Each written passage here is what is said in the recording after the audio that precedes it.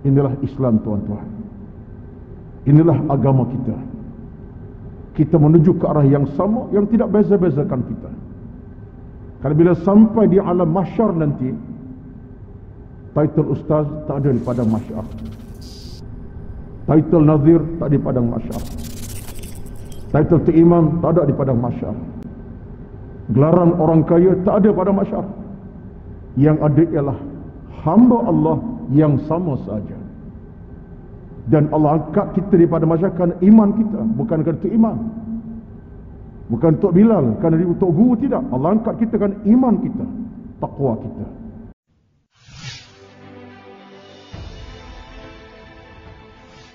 Assalamualaikum warahmatullahi wabarakatuh. A'udzu billahi minasy syaithanir rajim. يا أيها الذين آمنوا اتقوا الله حق تقاته ولا تموتن إلا وأنتم مسلمون. Yang bermaksud, wahai orang-orang beriman, bertakwalah kepada Allah dengan sebenar-benar takwa, dan janganlah mati melainkan mati dalam keadaan muslim, menyerah diri kepada Allah Azza wa Jalla. Sadaqallahul azim.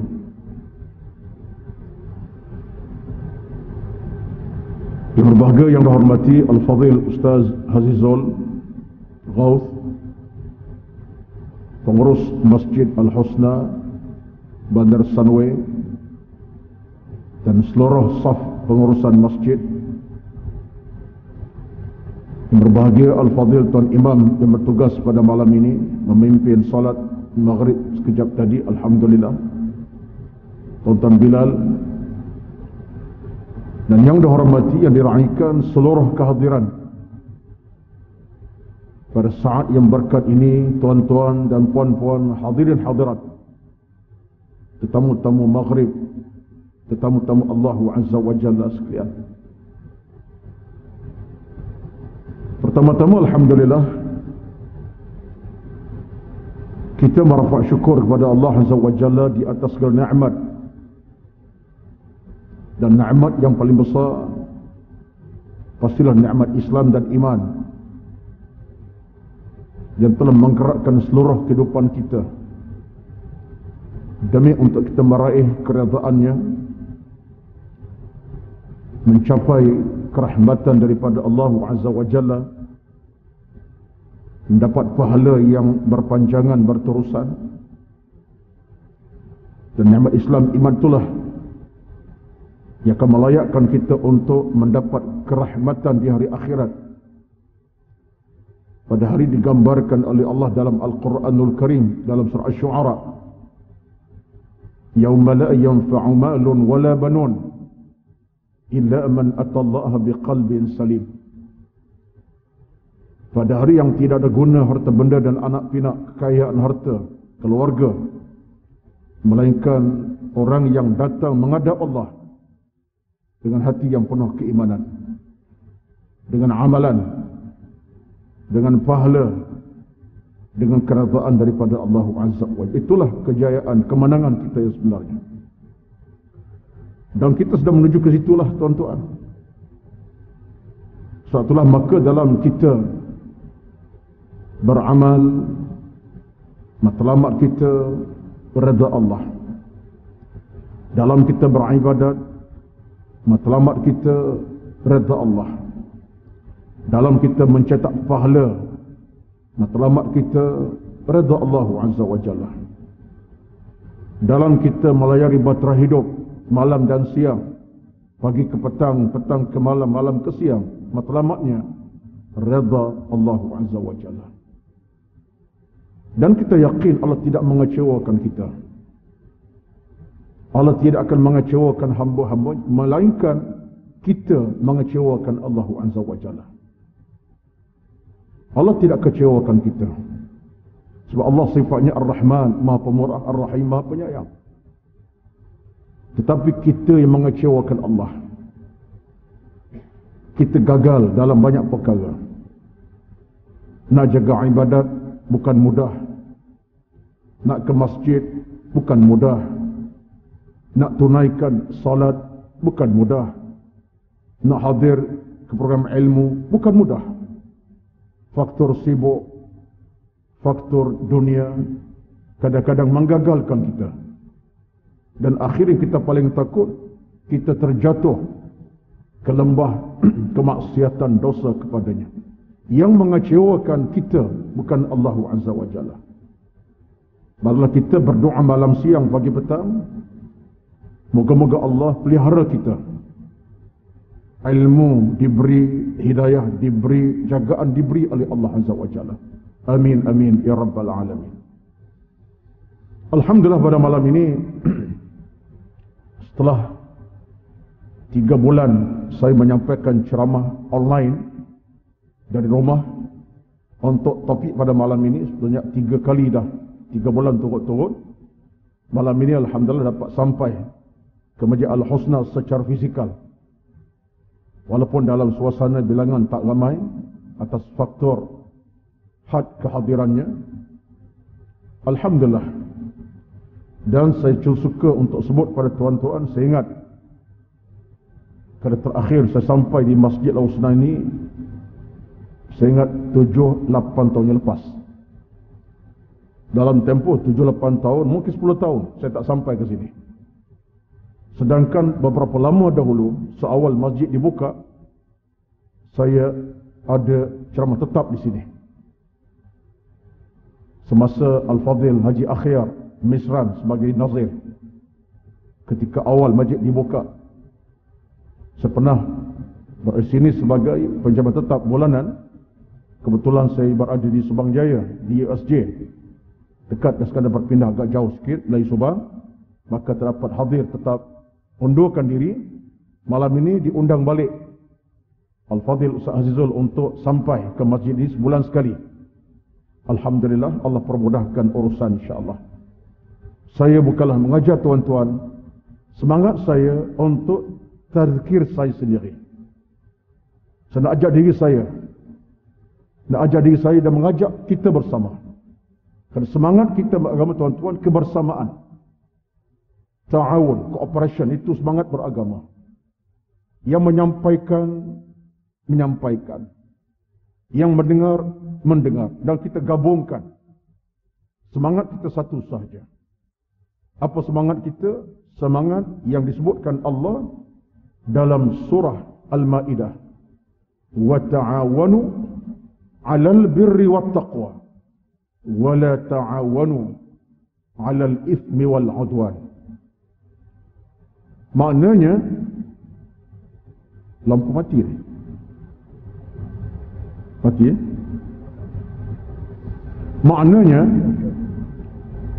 bertolong bantulah kamu dalam perkara kebaikan dan taqwa. Ini agama. Allah minta kita saling bantu sesama kita dalam perkara 2 perkara, albir, kebaikan, dan taqwa. Jadi pengajian ilmu kita ini untuk apa? Kebaikan bersama. Tegur mergo dalam taqwa. Yang faham beri kefahaman, yang kurang mengambil kefahaman, yang tahu menyampaikan, yang tak tahu mendengar apa disampaikan. Kita bergabung. Ini semangat agama. Inilah kemenangan kita dalam menegakkan albir wa taqwa, kata Allah. Dan Allah bagi ingat kepada kita, wala ta'awanu 'alal itsmi wal 'udwan. Jangan, bentuk larangan mutlak, la an-nahiyah, larangan mutlak. Jangan, kata Allah, bersaling bantu dalam menegakkan dosa dan permusuhan. Wala ta'awanu 'alal itsmi. Jangan bersaling bantu, bergabung untuk menegakkan dosa dan permusuhan, perkelahian. Inilah Islam, tuan-tuan. Inilah agama kita. Kita menuju ke arah yang sama, yang tidak beza-bezakan kita. Karena bila sampai di alam mahsyar nanti, title ustaz tak ada di padang mahsyar, title nazir tak ada di padang mahsyar, title tu imam tak ada di padang mahsyar. Gelaran orang kaya tak ada pada masyar. Yang ada ialah hamba Allah yang sama saja. Dan Allah angkat kita daripada masyarakat kerana iman kita, bukan kerana itu iman. Bukan untuk Bilal, kerana untuk guru, tidak. Allah angkat kita kerana iman kita, taqwa kita. Inna akramakum indallahi atqakum. Sesungguhnya orang yang paling mulia si Allah yang paling bertakwa. Nilai kita daripada masyarakat, siapa paling bertakwa? Yang paling beriman. Bukan yang dikenal tok guru, tok alim, tok ustaz ataupun tok imam, tok Bilal, bukan. Itulah kita daripada masyarakat nanti. Kita hanya berpakaian jubah kerana kita mungkin tok imam. Kita berpakaian Melayu kerana mungkin tok Bilal semasa di dunia. Tetapi pakaian kita daripada masyarakat iman kita masing-masing. Kita bangkit dengan amal kita. Inilah yang kita harapkan. Kita semua berjaya, insyaAllah. Saya beruntung, berjaya. Bila tiba masanya, tuan-tuan semua pun beruntung, menang, berjaya di padang mahsyar. InsyaAllah wa'azza. Allahumma amin, amin, ya Rabbal Alamin. Itu muqaddimah dalam tempoh masa yang terbatas pada malam ini. Sebagai titik pertemuan pertama lah dalam bentuk face to face pada malam ini. Dan 3 pertemuan ini dalam bentuk online. Saya ceramah di rumah, tuan-tuan mungkin dengar ke tidak, wallahu a'lam. Baik tuan-tuan. Pada malam ini atas subjek ataupun tajuknya daripada kitab, iaitulah 40 hadis membudayakan as-sunnah. Saya dah sebut pada Ustaz Hazizul. Inilah kitabnya. Ada 4 jilid. Terbitan Jabatan Agama Negeri Johor, JAJ. 4 jilid. Dalam tajuknya 40 hadis membudayakan as-sunnah. Jadi ada 160 hadis lah. Daripada 40 hadis, satu bab, satu buku, 100. Saya jadikan teks pengajian. Kebetulan saya dapat hadiah agak lama daripada JAJ pada satu masa dahulu, masa ceramah di Johor. Saya semak, saya baca, sesuai sangatlah dengan keperluan semasa kita. Kerana hadis pelbagai akhlak, tentang kehidupan, tentang kematian, tentang keluarga, tentang macam-macam isu. Hadis yang dikumpulkan menarik sesuai dengan keperluan semasa kita. Inilah teks pengajian kita. Kalau hadis membudayakan as-sunnah, terbitan Jabatan Agama Islam Johor, JAJ. Untuk malam ini, setelah saya telah bincang 3 hadis sebelum ini dalam online, ini hadis keempat malam ini. Tajuknya adalah orang yang bijak dan yang lemah. Orang yang bijak dan orang yang lemah. Ini tajuknya. Berdasarkan hadis, saya akan baca dan kupas dalam masa hingga azan Isyak 8.13, 8.12 insyaAllah. Baik.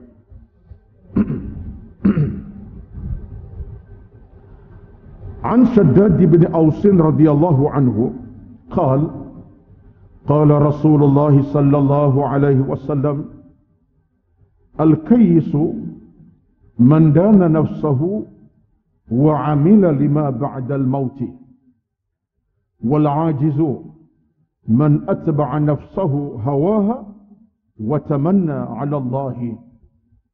Sadaqa Rasulullah sallallahu alaihi wasallam. Hadis riwayat pada Imam At-Tirmizi, Imam Ahmad, Ibnu Majah dan Al-Hakim. Ada 4 periwayatan. Diriwayatkan oleh Ibnu At-Tirmizi, Imam Ahmad, Abu Daud dan juga Al-Hakim dalam kitab Al-Mustadraknya.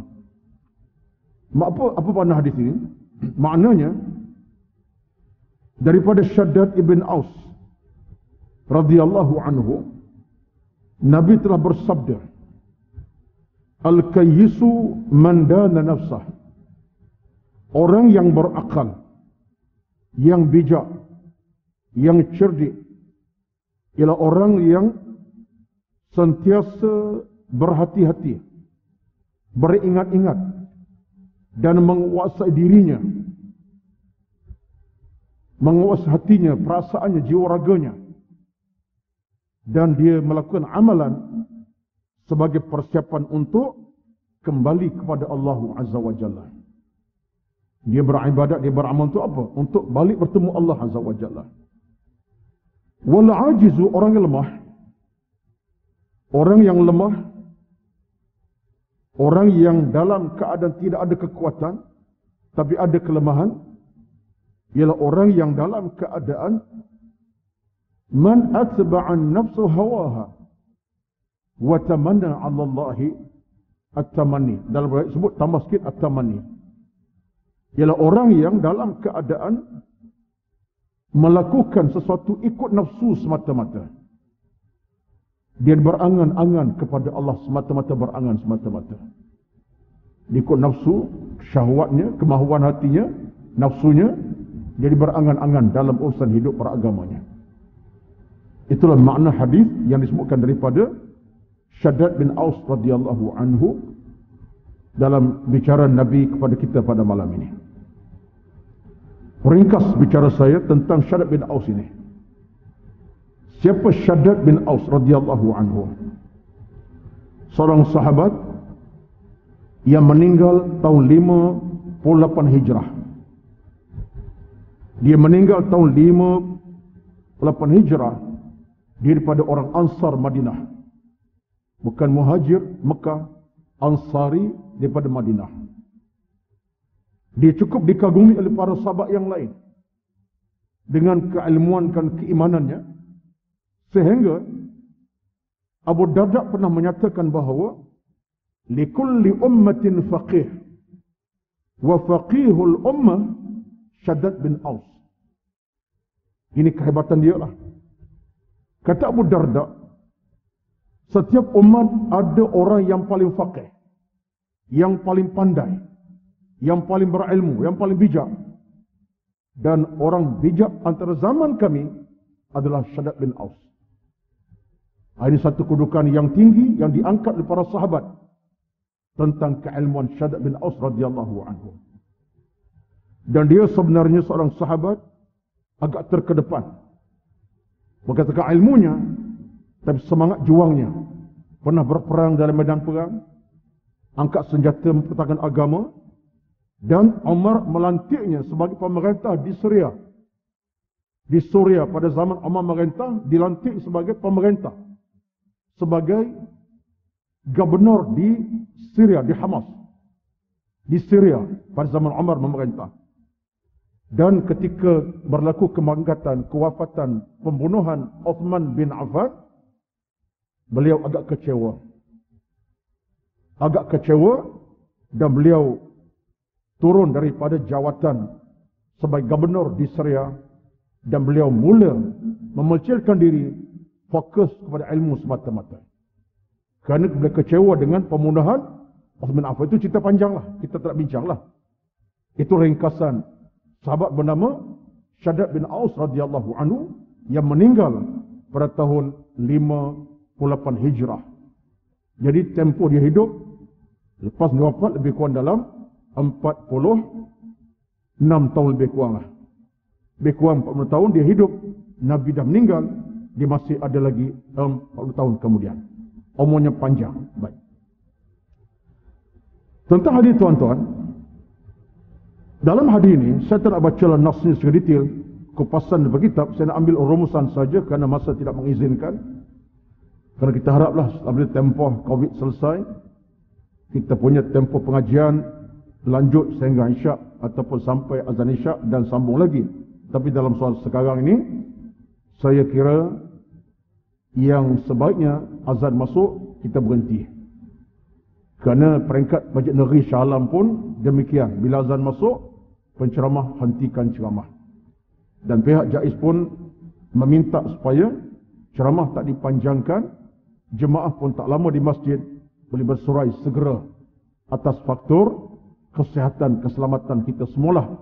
Itu satu sesuatu yang kita hadapi sekarang. Nak macam mana? Timbul hakikat, itulah yang kita hadapi sekarang. Mudah-mudahan bila sampai satu ketika Allah angkat penyakit secara total, tak ada lagi wabak ini, insyaAllah lah. Nak kuliah maghrib sampai 10 malam, tak masalah saya. Kalau tuan sanggup lah, saya tak sanggup. Kalau sanggup sampai 10 malam lah. Tapi pas tak sanggup, saya tak sanggup. Tak bolehlah panjang sikit sampai lepas Isyak 10-20 minit, insyaAllah baik. Jadi pada malam ini hanya jam Isyak, jam lagi saya akan berhenti insyaAllah. Baik. Apa kenyataan hadis ini? Tuan-tuan, dalam hidup beragama ini, kita kena faham nilai cerdik dan bijak itu mesti diletak dalam ukuran agama. Nilai cerdik dan bijak mesti diukur dalam ukuran agama. Dia berbeza dengan nilai cerdik dunia. Cerdik dunia kerana pangkat yang dia ada, sijil yang dia ada. Orang sijil tinggi sampai peringkat tertentu, bijak. Mengaji luar negara 10 tahun, bijak. Jawatan tinggi, bijak. Gaji sampai 6 angka, bijak. Rumah mewah, bijak. Orang kata bijak lah. Dah rumah besar, harta mewah, kekayaan banyak, jutawan pula, gaji sampai 10 angka, bijak kan? Dalam pemikiran kita manusia, bijak kan? Pangkat tinggi, bertitle, bijak. Itu dunia. Belum tentu tu imam yang ada Quran di dada berjuzuk dikata bijak. Orang tak pandang pun. Tu imam memimpin solat maghrib, isyak, jemaat dengan suasana Quran di dada sampai 20 juzuk, belah-belah juzuk. Orang tak kata bijak. Bahkan orang tak pandang.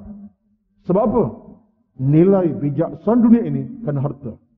Itu biasa berlaku. Betul tak betul? Itu telahan saya lah. Kalau betul, betul lah. Kalau salah, saya salah. Itu telahan saya. Telahan saya. Orang tak kata bijak seorang penghafaz Al-Quran. Umur 10 tahun boleh hafal Al-Quran sampai 20 juzuk. Orang tak kata bijak. Bahkan orang tak pandang pun. Tuan-tuan, itu dunia. Bijaksana manusia kan ukuran dunia. Tetapi hakikatnya dalam agama, bijak dalam Islam, ukurannya adalah agama yang dimiliki. Itu sebab Nabi bersabda, Al-kayyisu man dana nafsahu wa amila lima ba'dal mauti. Nabi sebut tu, Al-kayyis, orang cerdik, orang bijak, orang berakal, orang berkualiti. Kata Nabi siapa? Orang yang hidupnya dalam keadaan ada imbangan antara agama dengan dunia, antara akhirat dengan dunia. Dia berhati-hati. Agama diraih, kalau dicapai, akhirat dia tak tinggal, dunia dia tak tinggal. Dia ada perseimbangan. Dan dia beramal untuk apa? Dia beramal, dia mengaji untuk hadapi kematian, bertemu Allah dengan keredaan Allah Azza wa Jalla. Amalnya untuk menghadap Allah Azza wa Jalla. Dia jaga hukum hakam agama. Dia jaga dosa pahala. Dia faham syurga neraka. Dia faham mati suatu benda yang pasti. Ada persiapan untuk mati dengan amalnya. Kata Nabi, orang yang cerdik. Kal-kayis, orang cerdik, bijak. Tengok tuan-tuan, cara agama letak dia punya ukuran menarik sekali.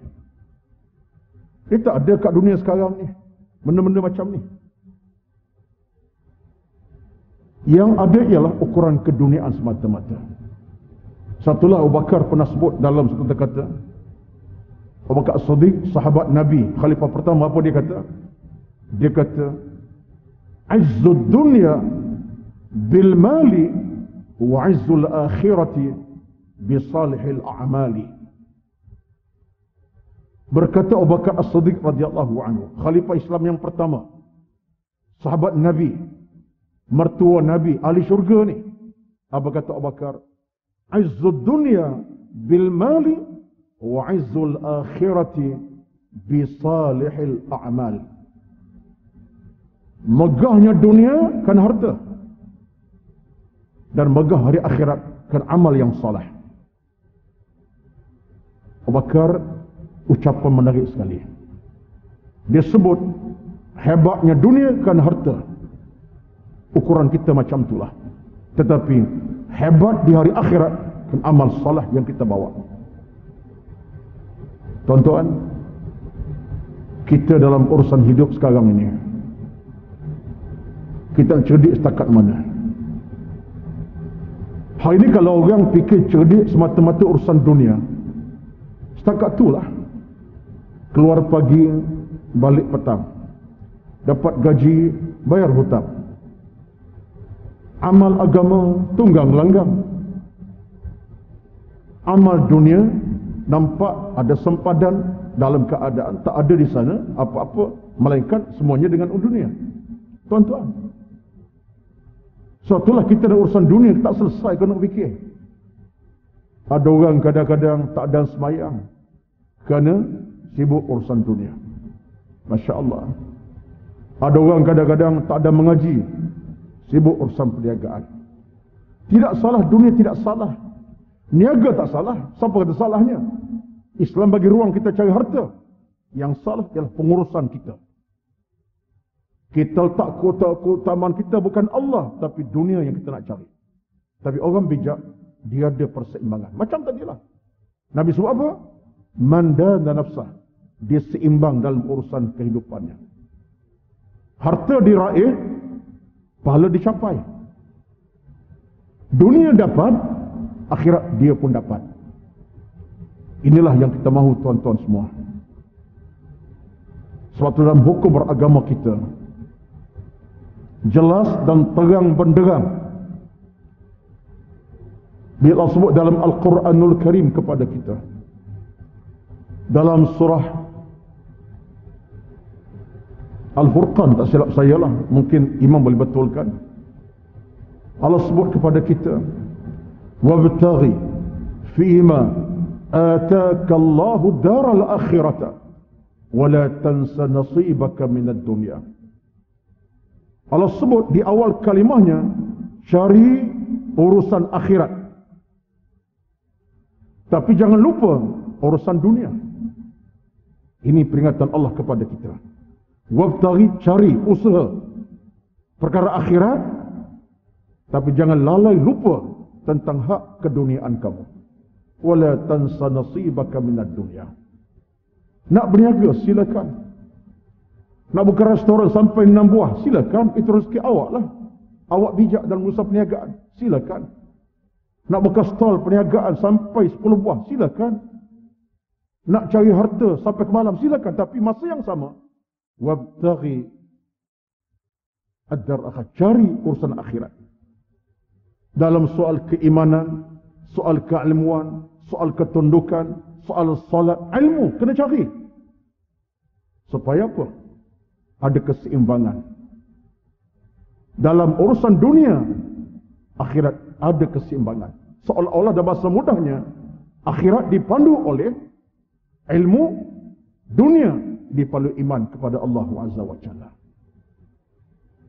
Akhirat dipandu oleh ilmu yang kita cari, dan dunia iman memandu kita, sehingga menjadikan kita faham urusan dunia, dosa, pahala kena cermat.